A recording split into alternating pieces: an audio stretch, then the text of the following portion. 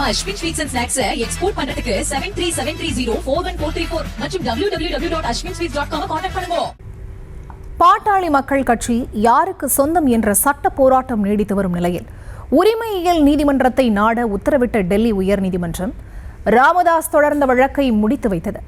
ஏற்கனவே பாமகவுக்கு அன்புமணிதான் தலைவர் என தேர்தல் ஆணையம் உறுதிப்படுத்தியதற்கு எதிராக நீதிமன்றம் சென்ற ராமதாஸ் தரப்புக்கு இந்த உத்தரவு மீண்டும் பின்னடைவாக பார்க்கப்படுகிறது.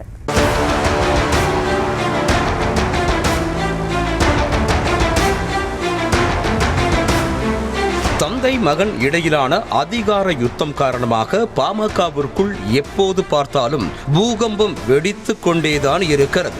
மகன் அன்புமணிக்கு எதிராக ராமதாஸ் வசைபாட, ராமதாசுக்கு அன்புமணி பதில் சொல்ல என இரு தரப்பிலும் கருத்து முரண்பாடுகள் ஏற்பட்டு வந்தது.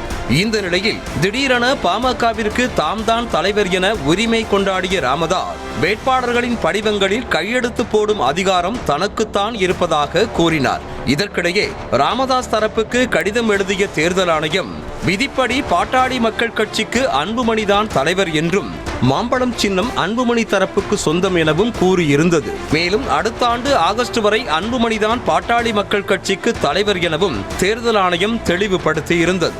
இந்த நிலையில் தேர்தல் ஆணையம் எழுதிய கடிதத்திற்கு பொங்கி எழுந்த ராமதாஸ் தேர்தல் ஆணையத்தையே அன்புமணி விலைக்கு வாங்கிவிட்டார் என காட்டமாக கூறியதோடு போலி ஆவணங்கள் மூலம் பாமகவை அபகரித்ததாக அன்புமணிக்கு எதிராக டெல்லி உயர்நீதிமன்றத்திலும் வழக்கு தொடர்ந்தார்.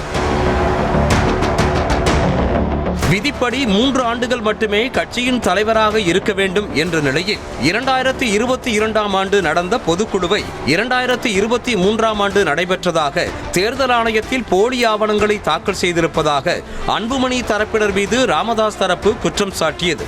மேலும் இந்த விவகாரத்தில் தேர்தல் ஆணையம் எந்த முடிவும் எடுக்க முடியாது எனவும் ராமதாஸ் தரப்பில் கூறப்பட்டது.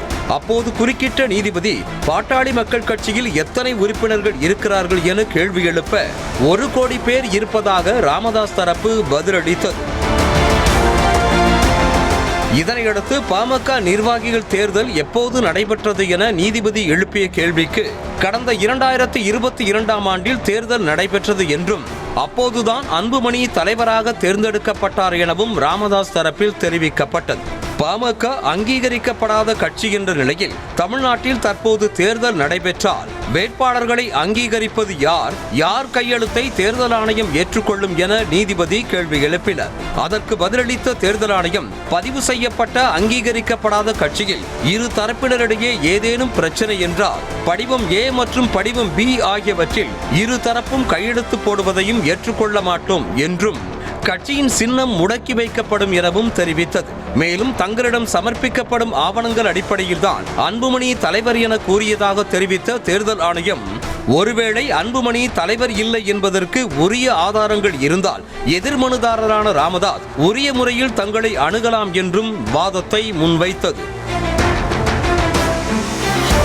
அனைத்து தரப்பு வாதங்களையும் கேட்ட நீதிபதி அங்கீகரிக்கப்படாத கட்சிகளின் உள் விவகாரங்களில் தலையிட்டு தேர்தல் ஆணையம் முடிவெடுக்க முடியாது என்றும் அது தேர்தல் ஆணைய வரம்புக்குள் வராது எனவும் குறிப்பிட்டார். மேலும் கட்சியின் உரிமை குரல் விவகாரத்தில் உரிமையியல் நீதிமன்றத்தை அணுக அன்புமணி மற்றும் ராமதாஸ் தரப்புக்கு டெல்லி உயர்நீதிமன்றம் உத்தரவிட்டு வழக்கை முடித்து வைத்தனர்.